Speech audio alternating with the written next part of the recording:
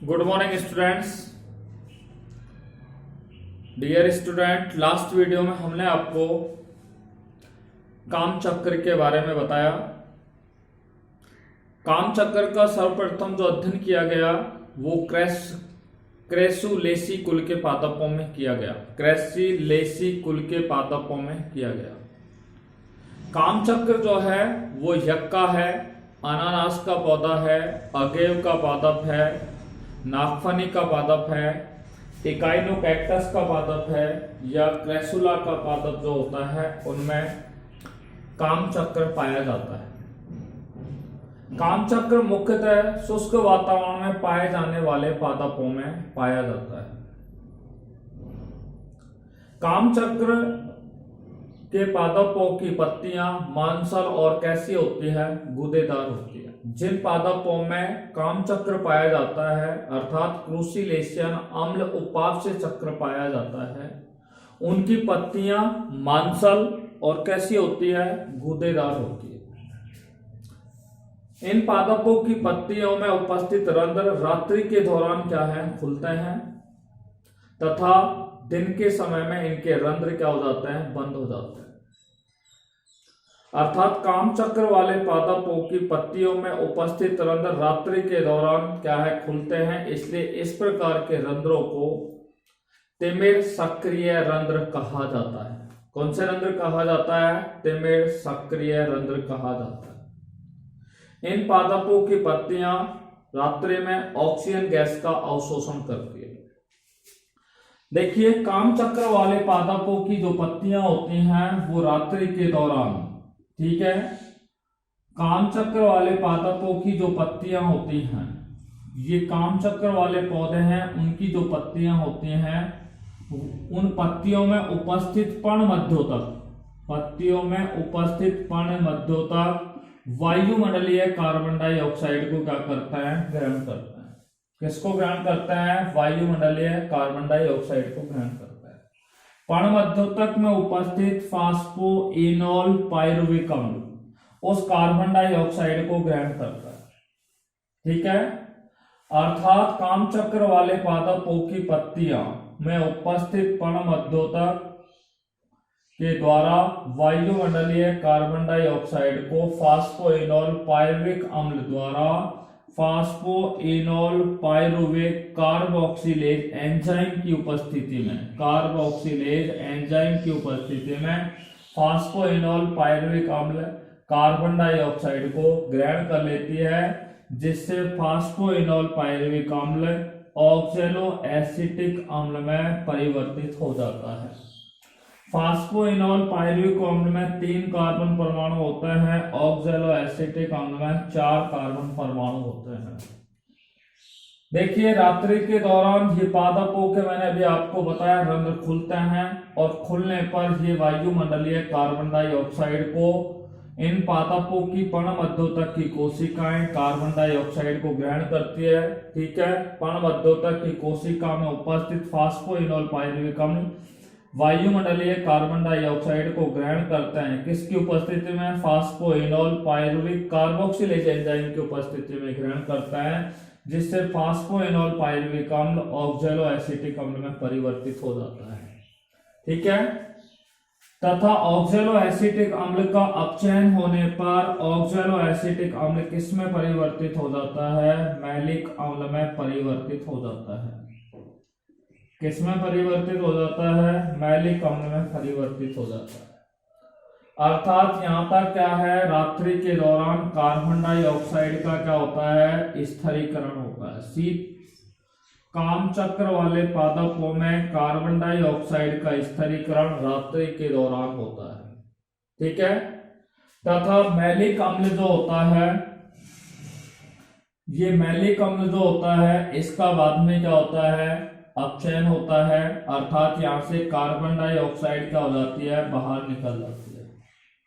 Carbon dioxide जब बाहर निकल जाती है अर्थात मैलिक अम्ल का क्या होता है? अपचयन होता है। और अपचयन होने के पश्चात, ठीक है, कार्बन डाइऑक्साइड केल्विन चक्र के माध्यम से इस कार्बन डाइऑक्साइड को कार्बोहाइड्रेट के रूप में क्या कर देती है? अपचयित कर देती है।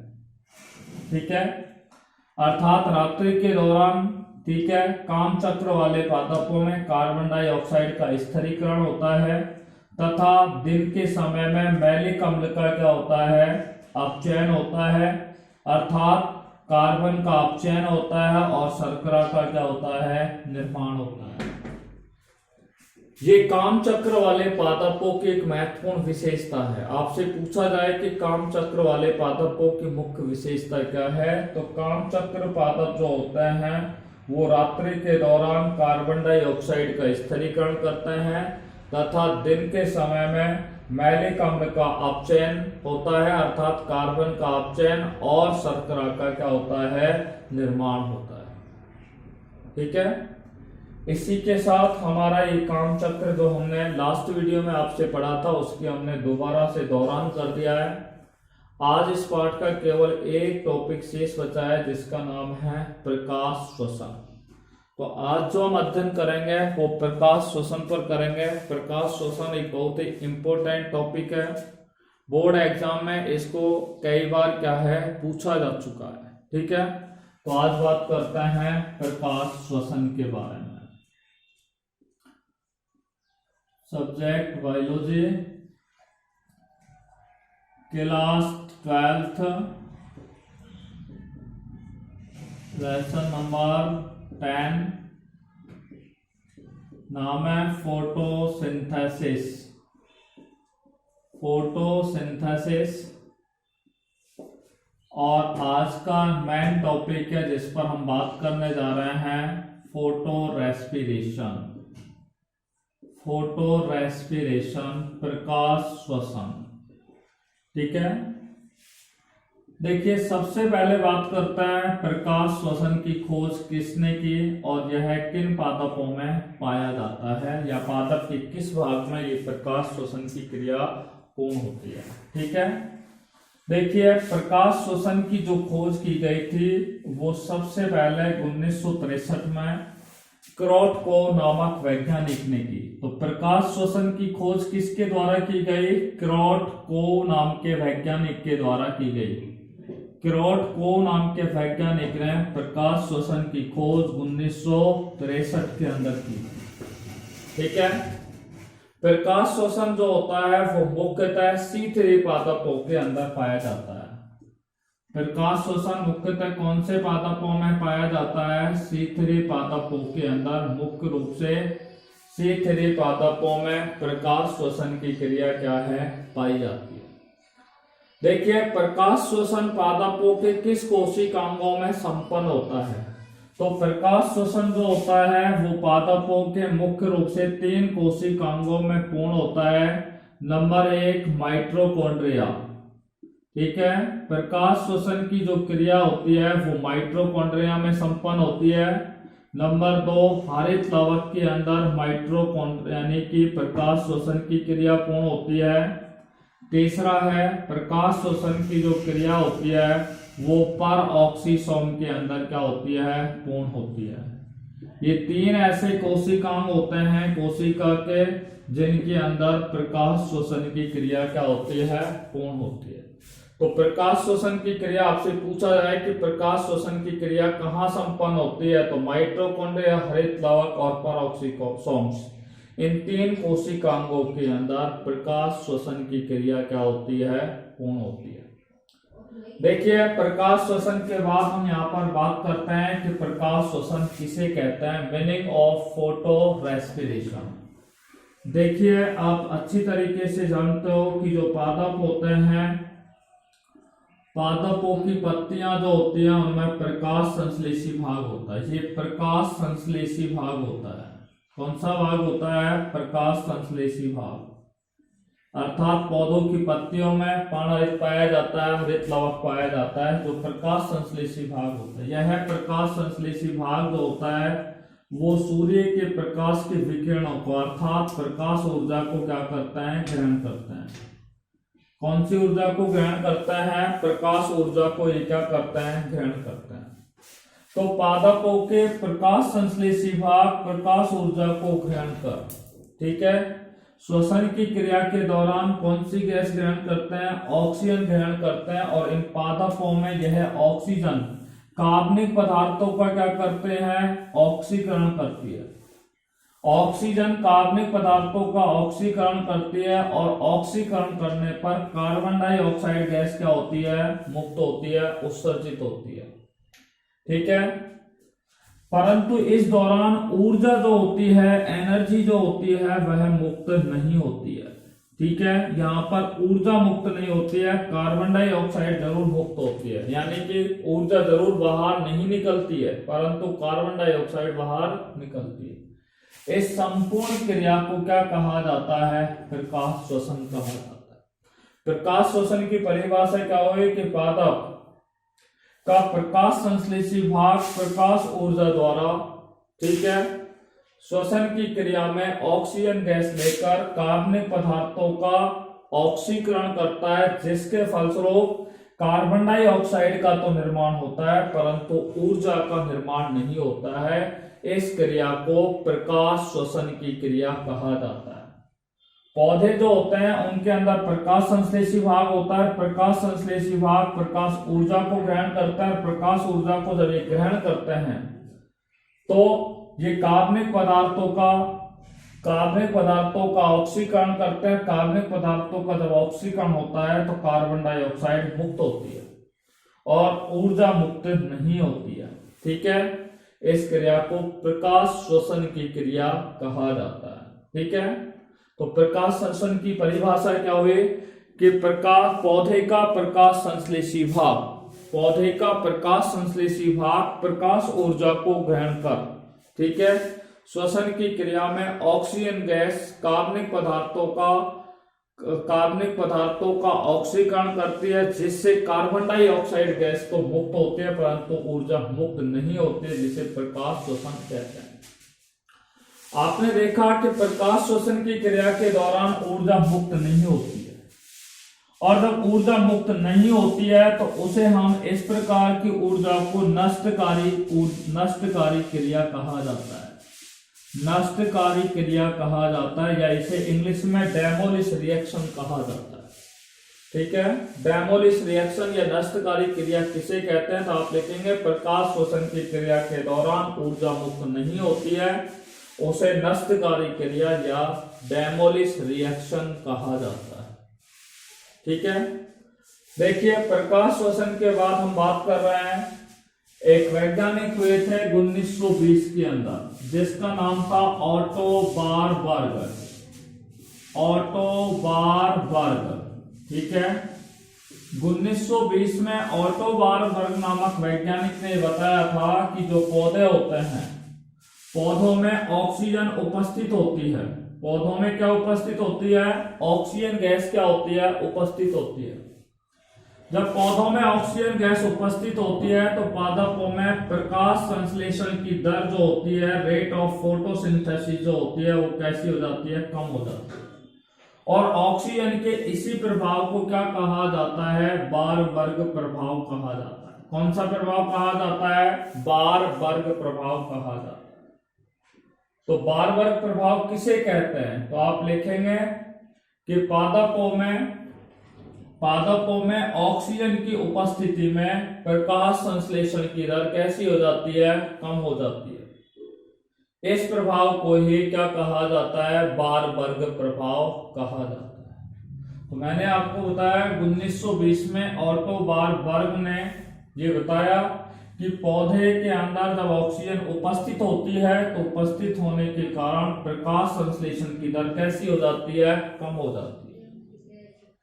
और ऑक्सीजन के इसी प्रभाव को क्या कहा जाता है, बार बर्ग प्रभाव कहा जाता है।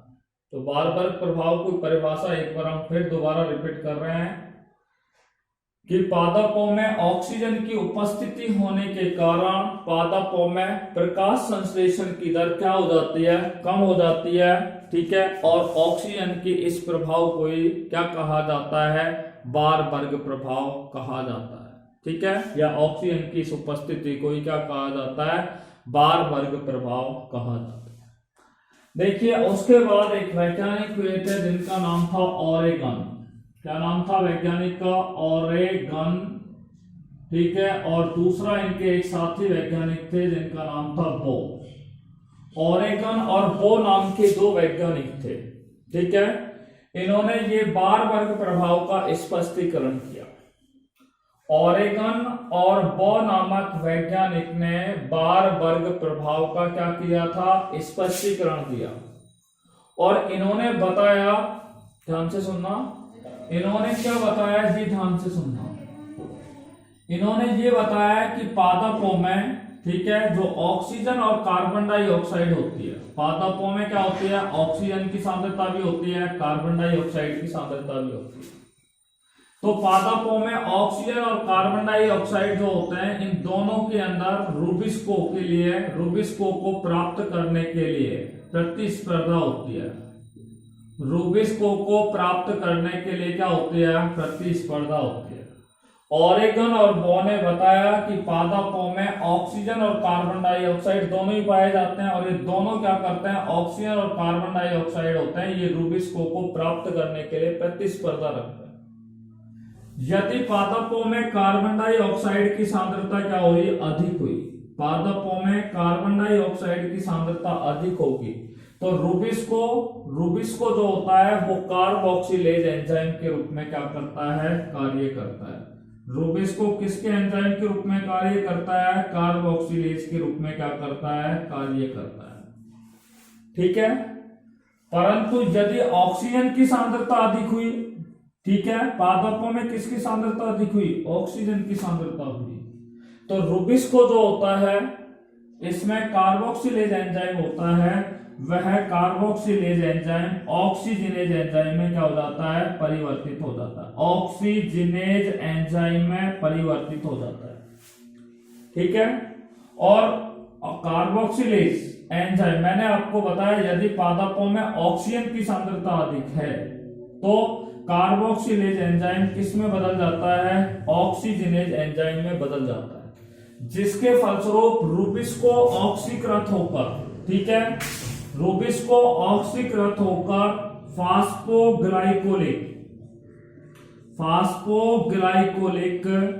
ग्लाइकोलिक अम्ल का क्या करता है, निर्माण करता है, फास्फोग्लाइकोलिक अम्ल का निर्माण करता है।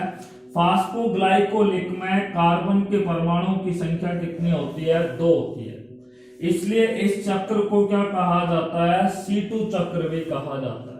C2 चक्र या इसको ग्लाइकोलेट चक्र भी कहा जाता है, ग्लाइकोलेट चक्र भी कहा जाता है, ठीक है। एक बार फिर मैं आपको दोबारा से ओरेगन और बो नामक वैज्ञानिक के बारे में बात करते हैं, ठीक है। देखिए, ओरेगन और बो ने ऑटो बार वर्ग के या बार वर्ग के प्रभाव का स्पष्टीकरण दिया, और उन्होंने बताया कि पादपों में ऑक्सीजन और कार्बन डाइऑक्साइड दोनों पाए जाते हैं, और ऑक्सीजन और कार्बन डाइऑक्साइड दोनों रूबिस्को को प्राप्त करने के लिए दोनों में प्रतिस्पर्धा होती है। ऑक्सीजन भी रूबिस्को को ग्रहण करना चाहता है, कार्बन डाइऑक्साइड भी रूबिस्को को ग्रहण करना चाहता है। तो इस कंडीशन में यदि कार्बन डाइऑक्साइड की सांद्रता पादपों में अधिक हुई तो रूबिस्को जो होता है वो कार्बोक्सिलेज एंजाइम के रूप में क्या करता है, कार्य करता है। परंतु यदि पादपों में ऑक्सीजन की सांद्रता अधिक होती है तो कार्बोक्सिलेज एंजाइम ऑक्सीजनेज एंजाइम में क्या हो जाता है, परिवर्तित हो जाता है। कार्बोक्सिलेज एंजाइम ऑक्सीजनेज एंजाइम में परिवर्तित हो जाता है, और ऑक्सीजनेज एंजाइम में परिवर्तित होने पर रूबिस्को जो होता है वो ऑक्सीकृत होता है, और रूबिस्को के ऑक्सीकृत होने पर फास्फोग्लाइकोलिक अम्ल का निर्माण होता है, जिसमें कार्बन के परमाणुओं की संख्या 2 होती है, ठीक है। इसलिए इस चक्र को C2 चक्र या इसे ग्लाइकोलेट चक्र भी इसे कहा जाता है। प्रकाश श्वसन को हम एक बार फिर सरसरी यानी कि दौरान कर रहे हैं। प्रकाश श्वसन की खोज क्रोटकोव ने 1963 में की। प्रकाश श्वसन मुख्यतः C3 पादपों में पाया जाता है, C4 पादपों में नहीं पाया जाता है। प्रकाश श्वसन की क्रिया माइटोकॉन्ड्रिया, हरित लवक और परऑक्सीसोम में क्या होती है, पूर्ण होती है। प्रकाश श्वसन की परिभाषा हमने बताई कि पौधे का जो प्रकाश संश्लेषी भाग होता है वो प्रकाश ऊर्जा को ग्रहण कर श्वसन की क्रिया द्वारा ऑक्सीजन गैस जो होती है वह ऑक्सीजन गैस कार्बनिक पदार्थों का ऑक्सीकरण करती है और ऑक्सीकरण करने पर कार्बन डाइऑक्साइड मुक्त होती है, परंतु ऊर्जा मुक्त नहीं होती है। ठीक है, जिसे प्रकाश श्वसन कहा जाता है। ठीक है, प्रकाश श्वसन की क्रिया के दौरान जब ऊर्जा मुक्त नहीं होती है तो इस क्रिया को नष्टकारी क्रिया या डेमोलिश रिएक्शन के नाम से जाना जाता है। 1920 में ऑटो बारबर्ग ने ये बताया कि पादपों में, ठीक है, ऑक्सीजन जब उपस्थित होती है तो प्रकाश संश्लेषण की दर कैसी हो जाती है, कम हो जाती है। अर्थात पादपों में ऑक्सीजन उपस्थित होने पर प्रकाश संश्लेषण की दर कम हो जाती है, जिसे बारबर्ग प्रभाव कहा जाता है। इस बारबर्ग प्रभाव को स्पष्टीकरण दिया था ओरेगन और बो नामक वैज्ञानिक। ओरेगन और बो नामक वैज्ञानिक ने यह बताया कि पादप जो होते हैं उनमें रूबिस्को को ग्रहण करने के लिए ऑक्सीजन और कार्बन डाइऑक्साइड दोनों में प्रतिस्पर्धा होती है। यदि पादपों में कार्बन डाइऑक्साइड की सांद्रता अधिक होती है तो रूबिस्को जो होता है वो कार्बोक्सिलेज एंजाइम में परिवर्तित हो जाता है, परंतु यदि पादपों में ऑक्सीजन की सांद्रता अधिक होती है तो कार्बोक्सिलेज एंजाइम ऑक्सीजनेज एंजाइम में परिवर्तित हो जाता है, जिसके फलस्वरूप रूबिस्को ऑक्सीकृत होकर के फास्फोग्लाइकोलिक अम्ल में परिवर्तित हो जाता है।